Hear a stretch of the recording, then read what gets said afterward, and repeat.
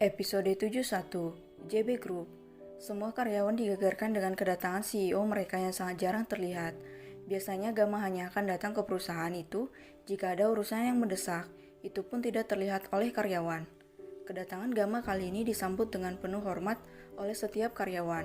Gama datang ke perusahaan bersama Bima yang memang juga sedang ada urusan dengan perusahaan Gama terkait masalah kerja sama perusahaan mereka. Mark di mana? Dia sekarang sedang bersama Andin di rumah sakit. Tentu ini atas perintah Gama yang tidak mau istrinya khawatir karena tidak ada yang menjaga Andin di sana. Apalagi Luna dan Perdi sedang sibuk dengan toko online mereka. Selamat datang Tuan, sambut Randy, pria kepercayaan Gama selain Mark tentunya. Gama disambut oleh Randy dan beberapa petinggi lain yang berdiri di belakangnya. Gama hanya berdehem.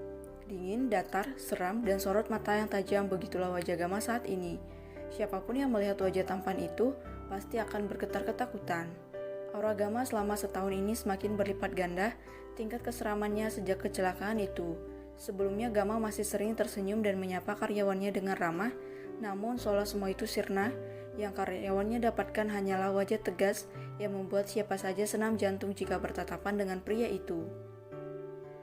Gama bersama Bima, Randy dan petinggi jajaran eksekutif itu berjalan beriringan masuk ke dalam perusahaan. Hari ini mereka akan melakukan rapat tahunan yang biasa dilakukan setiap satu semester. Jika tahun lalu Gama tidak ikut, maka tahun ini ia mengambil alih rapat. Bima mendorong kursi roda Gama menuju lift khusus untuk Gama, sedang bawahannya menaiki lift khusus karyawan. Apa yang akan kau lakukan terhadap mereka? Tanya Bima. Kita akan mengikuti permainan mereka. Dan untuk sementara, aku butuh bantuan anak buah milikmu. Mereka yang terbaik dalam menjaga keamanan Luna dan Ana. Aku tak mau mereka dalam bahaya. Jawab Gama. Kenapa tidak langsung kau basmi saja? Apa menyenangkan melihat mereka tersenyum dengan wajah jeleknya itu? Kau sudah tahu kan perbuatan mereka terhadap keluargamu. Aku tidak mau Luna dan Ana sampai kenapa-napa. Tukas Bima. Cak, kau sekarang ketularan cerewet dari Luna ya? Ledek Gama. Apa kau pikir aku sebodoh itu sampai membiarkan mereka tetap tertawa dengan mulut kotornya itu? Aku sudah mempersiapkan hal ini. Luna dan Ana juga sudah tahu, jelas Gama sambil menyunggingkan bibirnya. Jadi Ana dan Luna sudah tahu penyebab kecelakaan itu? Wah, kau cepat sekali dalam bergerak. Pantas saja kau menjadi seorang prestir, celutuk Bima. Cak, mengingat kata prestir selalu membuatku frustasi. Ujar Gama dengan suara resah. Maksudmu? Ucap Bima sambil menaikkan sebelah alisnya. Luna, dia tidak percaya kalau aku seorang prestir.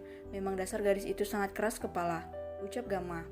Hahaha, dia gadis yang unik. Kau pasti bahagia mendapatkan seorang istri seperti dia. Ujar Bima. Kau benar, hidupku berubah 180 derajat sejak bertemu dengan gadis itu. Dan asal kau tahu, dia adalah temanku sewaktu aku dirawat di rumah sakit karena jatuh dari tangga. Saat itu usiaku 10 tahun dan kami sedang liburan di Bali. Ujar Gama. What? Wah, apa ini kisah cinta masa kecil? Hahaha, aku tak menyangka itu bro, jawab Bima. Lalu apa dia tahu kalau kau adalah teman masa kecilnya? Tanya Bima. Belum, aku belum sempat mengatakannya. Mungkin akan ada momen lebih tepat nanti. Dari penuturannya, dia menunggu kedatanganku karena hanya aku saat itu yang mau berteman dengannya. Jawab Gama. Pasti dia akan sangat senang saat mengetahui kalau kau adalah teman masa kecilnya, ujar Bima. Entah, gadis itu tak bisa ditebak. Dia bisa saja menganggapku berbohong, ketus Gama. Mereka sampai di lantai 56 di mana rapat akan dilaksanakan. Hahaha, kau benar, aku sangat menantikan tingkahnya ketika mengetahui kebenaran itu. Ujar Bima sambil tertawa sebelum wajahnya benar-benar berubah setelah keluar dari lift itu. Kau benar, aku juga menantikannya, ucapnya sambil menatap lurus ke depan. Netra hitamnya tertuju kepada 3 orang yang berdiri dengan senyum manis di wajah mereka. Pembunuh, batin Bima dan Gama. Mereka berjalan sambil menatap lurus di belakang mereka muncul bawahan yang juga baru tiba di lantai itu. Hai Gama, sapa seorang gadis seksi dengan senyuman di wajahnya. Di belakangnya ada seorang pria parubaya dan wanita parubaya berdiri sambil tersenyum menyambut Gama. Bima dan Gama melenggang masuk ke dalam ruangan rapat tanpa menanggapi ketiga orang itu. Randy menatap sinis ke arah 2 parubaya yang dia tahu bahwa mereka adalah dalam kecelakaan keluarga besar Park. Tentu Randy sangat membenci mereka. Jangan menghalangi jalanku gadis bodoh, bisik Randy saat melewati gadis itu seketika tubuhnya merinding mendengar suara menyeramkan itu. Para petinggi perusahaan masuk ke dalam ruang rapat. Saat ketiga orang itu akan masuk, pintu langsung ditutup oleh Randy dengan seringnya jahat di wajahnya.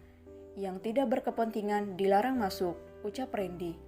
Blam, pintu ditutup sedikit keras, untung saja tidak mengenai wajah pria parubaya itu. Cak, sialan, kenapa tidak mati saja asisten sialan itu dulu? Gerutu pria parubaya yang adalah paman Gamma, saudara kandung Tuan Besar Park, dan wanita itu adalah istrinya. Sedangkan gadis seksi itu adalah anak dari saudara perempuan istri pria itu. Dan ternyata saudaranya itu adalah ibu tiri Luna dan Ken. Maka gadis seksi itu adalah saudara tiri Luna dan Ken. Ken sudah mengetahui seluruh seluk-beluk keluarga itu. Meski butuh waktu cukup lama, akhirnya Ken tahu seluruh silsilah keluarga wanita pengganggu yang masuk ke dalam rumah tangga papa dan mamanya. Selama bertahun-tahun Ken mengawasi mereka.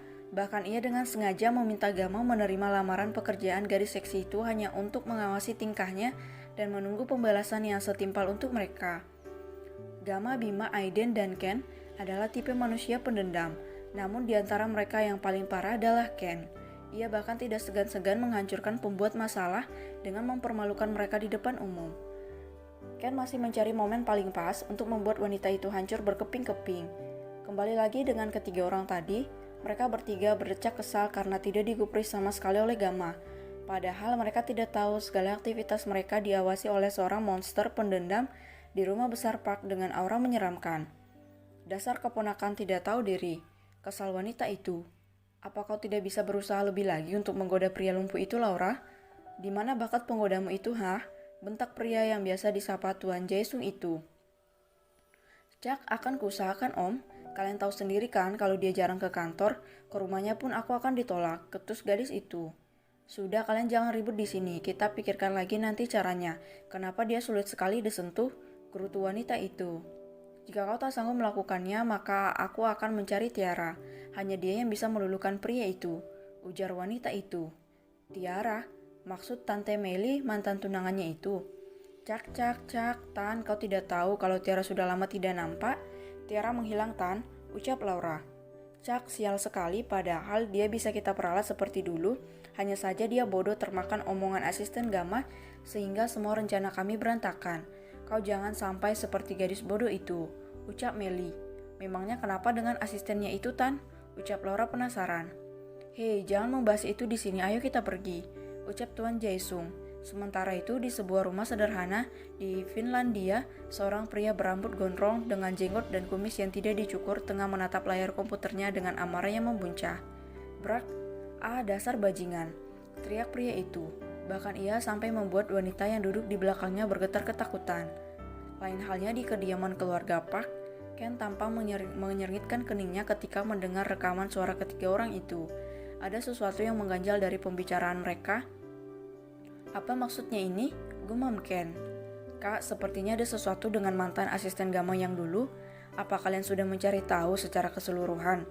Tanya Luna yang ternyata sedari tadi berdiri di belakang Ken dan mengamati rekaman CCTV kantor yang terhubung langsung dengan komputer milik Gamma di ruangan itu.